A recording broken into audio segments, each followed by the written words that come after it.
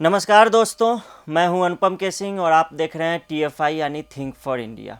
तो आज हमारे साथ जो मेहमान हैं उन्हें आपने पहले भी TFI पर देखा है एक वीडियो में। मनोज सिंह जी हैं जो सिविल सर्वेंट रहे हैं और अब जो है लेखन के माध्यम से एक तरह से हम ये कह लें कि हमारे जैसे अनगिनत लोगों को जागरूक कर रहे हैं और उनको दिशा निर्देशित कर रहे हैं, उनका मार्गदर्शन कर रहे हैं। मनोज सर, आपका बहुत बहुत स्वागत है TFI पर। जय श्री राम। हमने राम की बात की सर, तो राम के बारे में तो कह लें कि बात होती ही रहती है लगातार। अब आप लिख रहे हैं मैं कृष्णवंशी हूँ, तो देखा जाए तो राम और कृष्ण में दोनों एक ही तत्व के अवतार माने जाते हैं, एक ही तत्व के अलग अलग रूप उन्हें समझ लीजिए कि माना जाता है कि विष्णु ही अलग अलग रूप में आया तो राम और कृष्ण होते हैं। लेकिन इनके जीवन को अगर हम देखें तो बहुत भेद दिखता है दोनों के जीवन में। जैसे हो सकता है कि किसी स्थिति में राम जो है वो अलग निर्णय लेते और कृष्ण जो है उस स्थिति में वो बिल्कुल ही अलग निर्णय लेते। तो राम और कृष्ण का जो ये अंतर है, कृष्ण को आप कैसे समझते हैं, मतलब, और वो राम से अगर अलग हैं तो अभी राम की ज़रूरत है या फिर कृष्णवंशी होने की ज़रूरत है? यह प्रश्न तुलनात्मक प्रश्न ही व्यर्थ है और जी। हीन है, और यह हमारे समाज की समस्या भी है और इससे हमें बचना चाहिए। जी। लेकिन जब आपने प्रश्न किया है तो हम पलायनवादी नहीं आजकल तो तुलनात्मक का है सर, वो तो अब हम सचिन महान या कोहली। हाँ, तो उसमें हमें उससे पलायन भी नहीं करना चाहिए, उत्तर देना चाहिए। जी जी। तो आप इस तरीके से कह सकते हैं कि प्रभु श्री राम हृदय में निवास करते हैं और श्री कृष्ण मस्तिष्क को प्रभावित करते हैं। ये मेरी समझ डेवलप हुई है। प्रभु श्री राम आदर्श हैं, प्रभु श्री कृष्ण यथार्थ हैं। तो यथार्थ के द्वारा आदर्श की प्राप्ति, श्री कृष्ण तो स्वयं कह रहे हैं ना कि मैं श्री राम हूँ शस्त्रधारियों में। तो वहां तो वो तुलना ही खत्म होगी जब श्री कृष्ण स्वयं कह रहे हैं। और जब दोनों एक ही तत्व से निकल रहे हैं तो भी तुलना खत्म हो गई। और जैसा हम जैसा व्यक्ति, आप जैसा व्यक्ति जब वो कहेगा मैं आर्यपुत्र भी हूँ, मैं रामवंशी भी हूँ, मैं राम का भी वंशी हूँ, मैं कृष्ण का भी वंशी हूँ। इस देश का, इस समाज का, इस सभ्यता का, इन संस्कारों में यही तो विशेषता है। हम कहीं भी किसी चीज में सीमित नहीं होते। हम राम के भी हैं, हम कृष्ण के भी हैं, और राम और कृष्ण के अतिरिक्त भी हैं।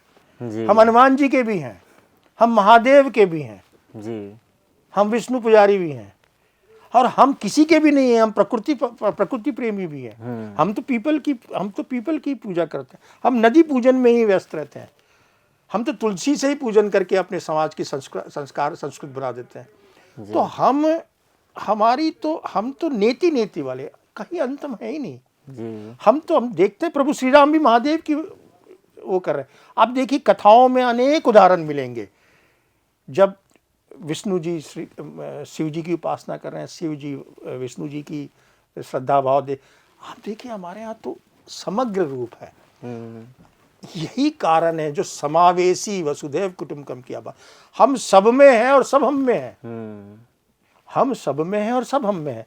तो हम जैसे ही इस तरह के भाव से बात करते हैं तो वो सनातनी भाव नहीं है। हमारा सनातनी भाव वो है कि जो कृष्ण का पुजारी है वो राम को भी उपासना करता है, और जो राम का पुजारी है वो श्री कृष्ण को भी उपासना करता है, और दोनों की आवश्यकता है। दोनों, हम माता पिता के बीच में तुलना कर सकते हैं क्या? बिल्कुल भी नहीं। अगर कोई बच्चे से ये पूछा जाए कि मम्मी प्यारी है पापा, तो जो प्रश्न पूछने वाला है, तो मैं नहीं तुम कह रहा हूं, वो दुष्ट है। वो माँ और पिताजी में भेद कराना चाह रहा है। बिना और माँ और पिताजी के पुत्र का जन्म ही नहीं हो सकता। परिवार के लिए माता और पिता का दोनों की आवश्यकता है। और मेरे भाई, माता पिता का ही नहीं, दादा दादी की भी आवश्यकता है जी। नाना नानी की भी आवश्यकता है, बुआ फूफा की भी आवश्यकता है, मामा मामी की भी आवश्यकता है। तो जो ये प्रश्न करे कि तुम्हें माता प्यारे, तो उसे कहना चाहिए माता पिता के अलावा मुझे दादा दादी भी प्यारी है, नाना नानी भी प्यारे हैं, बुआ फूफा भी प्यारे हैं, भाई बहन भी, माँ बाप है, भाई बहन भी प्यारे हैं। हम उस संस्कार के लोग हैं जी। हमने सर राम और कृष्ण की बात कर ली, उससे भी थोड़ा पहले चल सकते हैं क्या? आप एक और किताब लिखते हैं, वैदिक सनातन हिंदुत्व। तो अगर उससे भी पहले हम चले जाएं तो इससे पहले वेदों की बात करते हुए हमने दयानंद सरस्वती को देखा है, महर्षि दयानंद सरस्वती को, फिर बाद में आर्य समाज बनता है और फिर उसके बाद क्या होता है कि मूर्ति पूजा का भी विरोध होने लगता है कि मूर्ति पूजा हम न करें, मूर्ति पूजा ढोंग है।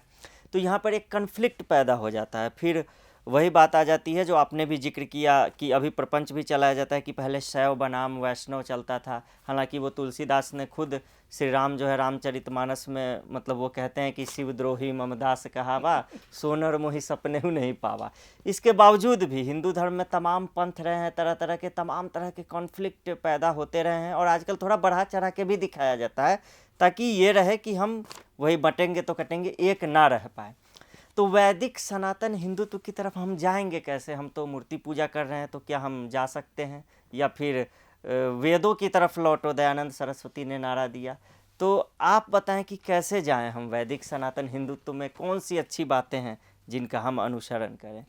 आपके प्रश्न इतने बड़े हैं कि उस पर चर्चा करने के लिए पहली बात तो मैं बहुत ही अज्ञानी हूँ और बहुत छोटा सा मेरा अनुभव है, लेकिन ये एक विशाल तंत्र है और विशाल महासागर है। लेकिन आपके सवालों में ही आंसर भी हैं। जी। आपने एक वर्ड यूज़ किया कन्फ्लिक्ट, जी। और इसी तरीके के जो देखिए ये कन्फ्लिक्ट ना हो के इसको आप कह दीजिए सह अस्तित्व, शास्त्रार्थ, इस तरीके की बातों कहें, यह हमारी परंपरा रही है। हम सबके साथ सह अस्तित्व में करते हैं। हमारे यहाँ इस चीज़ों के कारण इसको जीवंतता भी कह सकते हैं हम। हमारे यहाँ जो वेद को मानता है वह भी स्वीकार्य है, जो वेद को नहीं मानता है वह भी स्वीकार्य है, जिसे वेद के बारे में नहीं पता वो भी स्वीकार्य है। हम आस्तिक नास्तिक दोनों वाले लोग हैं, हम राम और कृष्ण दोनों वाले लोग हैं। हमें मम्मी भी चाहिए, हमें पापा भी चाहिए, और मम्मी पापा नहीं है तो हम मम्मी पापा का उनकी अनुपस्थिति में भी मम्मी पापा की आदर। हम सभी को, हम सूर्य पूजक भी हैं, हम चंद्रमा पूजक भी हैं, हम सूर्यवंशी हैं, हम चंद्रवंशी भी हैं। आप ये देखिए ना, हमने वर्गीकरण तो किया है लेकिन उस सभ्यता के निर्वाहन के लिए किया है। समावेशी है, हम समरसता की बात करते हैं। यह एक ऐसा भूमंडल है जहाँ दुनिया के, आप 2-3 पंथों की बात कर रहे हैं, इस भूमंडल पे, इस मंडल पे, इस पृथ्वी के छोटे से द्वीप पे दुनिया की सभ्यता के जितने भी लोग हैं यहीं आकर सुरक्षित रहे। पारसियों को अभी देख लें, इजराइल के आदमी यहीं सुरक्षित रहे। वो पोलैंड के एक कथा चलती है राजकोट के राजा की, कि वो द्वितीय विश्व युद्ध में वहां से भाग कर आके हमारे यहाँ रहे। आप मुझे बताइए, बर्मा के साइड पर, आसाम के साइड पर, सारे साउथ ईस्टर्न एरियाज के लोग, हमने तो उनको भी स्वीकार किया हुआ है। हम तो शिरडी साईं बाबा को भी मानने वाले लोग हैं। हमारे यहाँ क्या स्वीकार्य नहीं है? हमारे यहाँ कबीर भी हम कबीर की भी पूजा करने लगे। हमारे लिए कबीर भी पूजनीय है, तुलसी भी है, कबीर भी है। तो हम तो मूर्ति पूजक है या नहीं है? ये तो हरि अनंत, हरि कथा अनंता है। यहाँ पे, यहाँ पर तो राम भी शिव की उपासना कर रहे हैं और शिव विष्णु के साथ मिलकर राम की लीला देखने, पार्वती को कथा सुना रहे हैं। देखिए अब यहाँ कन्फ्लिक्ट कहाँ है? प्रेम रस है यहाँ तो पार्वती और शिव जी जो है राम की कथा देख रहे हैं, और राम जो है वहां पर रावण की लंका लगाने के लिए पहले शंकर की उपासना कर। तो आप मुझे बताइए, कहीं आपको कन्फ्लिक्ट दिखाई देता है? नहीं, यहाँ तो बिल्कुल नहीं दिखाई देता है। हमारे भी नहीं है। और थोड़ी बहुत तो जीवंतता बनी रहनी चाहिए ना, थोड़ी बहुत तो गर्माहट बनी रहनी चाहिए, इस रूप में ही लेते हैं। तो इसी कारण से हम बचे हुए हैं। लेकिन अगर हम इसी ही कह लें कि यार सभी कुछ ठीक है, स्वीकार करते रहे, तो हमें यह भी स्वीकार नहीं है, क्योंकि हम सिकुड़ते जा रहे हैं। यह भी बार बार मैं अप्रत्यक्ष रूप से, क्या प्रत्यक्ष रूप से कहना चाहूँगा कि हम इस गलत फहमी में भी ना रहें, अरे हम तो 10,000 साल से जीवंत हैं तो आगे भी बने रहेंगे। नहीं, अफगानिस्तान तक फैले थे हम। अब हमारी सिचुएशन, उत्तराखंड में भी हम परेशान हो रहे हैं। अब बांग्लादेश की स्थिति किसी से छुपी नहीं है, उसका असर पश्चिम बंगाल में क्या होगा इसकी हम कल्पना कर सकते हैं। श्रीलंका में राष्ट्रपति के स्विमिंग पूल में जाके लोग नहा रहे थे। तो यह इससे आंख भी नहीं मूंदा जा सकता। इसलिए पुनः राम अधिक प्रासंगिक है। वह सिर्फ शास्त्र के नहीं, वह शस्त्र के भी उतने ही उपयोगी हैं, उतने ही आदर्श पुरुष हैं। तो शस्त्र और शास्त्र दोनों, ऐसा संस्कार किस बात का कि आपकी नालंदा आपके सामने जला दी गई। मैं तो बार बार इसको लेके बहुत उद्वेलित होता हूँ, पीड़ित भी होता हूँ कि हम बहुत ज्ञान के सागर थे, बहुत ज्ञान था हमारे पास, क्या फायदा उस ज्ञान का। तो हम बहुत अपने आप को बड़े आनंद में रहें कि हमने तो सबको समावेशी हैं, हम तो बड़े आनंद, बहुत पुरानी प्राचीन सभ्यता है, तो हम सो जाए चद्दर ओढ़ के। नहीं, पुनर्जागरण के साथ साथ हमें पुनर्चौकन्ना भी रहना है और साथ में रामवंशी को राम के उदाहरण के साथ चलते हुए जहां पर रावण हो उसका शस्त्र का उपयोग कभी करना है रावण के लिए। जी जी, यानी और कहा भी गया है भगवान श्री राम का जो बाण है राम बाण कहा गया है। राम राज्य के लिए राम बाण भी चलाना पड़े तो उसे हिचकना नहीं है। तो आपकी अनुमति के साथ सर इस चर्चा को अब समाप्त करना चाहेंगे, हालांकि ये अंतहीन चर्चा है। अभी आपने सुना मनोज सिंह सर को, और कैसे विभिन्न सवालों का उन्होंने, हम वेदों की तरफ भी गए, हम राम की तरफ भी गए, हम कृष्ण की तरफ भी गए, और जहाँ जहाँ जो है सो कि आप लोग चाहते थे कि मनोज सर को ले जाया जाए वहाँ वहाँ मैंने ले जाने की पूरी कोशिश की है। और व्यर्थ सवालों से भी एक तरह से कह लें कि सोना और हीरा निकालने की कोशिश की है। तो हमारे भारतवर्ष में ऐसा नहीं है कि चिंतकों की कमी नहीं रही है। हमारी भूमि जो रही है वही चिंतकों की रही है, ये योद्धाओं की भी रही है, ये संतों की भी रही है, ये महर्षियों की भी रही है, एक तरह से गृहस्थों की भी रही है। एक तरह से कई ऐसे भी लोग हुए हैं जिन्होंने गृहस्थ के रूप में भी अपने परिवार को कैसे पाला जाए उस रूप में भी उन्होंने उदाहरण जो है पेश किए हैं।